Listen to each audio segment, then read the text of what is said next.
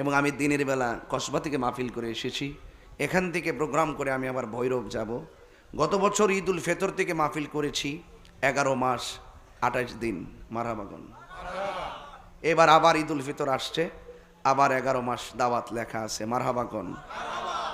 তো সুতরাং এইভাবে পুরো 12টা মাস, এও আবার একটা কইরা না, প্রতিদিন 3টা কইরা। 5 বছরের মাহফিল 1 বছরে করছি, মারহাবা জোরে গন। এইভাবে একদিন না, মোটামুটি 22 বছর ধরে মাহফিলে নামছি, কিন্তু 15 বছর ধরে গতানুগতিক খুব ব্যস্ত। ইনশাল্লাহ আপনাদের দোয়ার বরকতে গত সিজনে গিয়ে আসছি।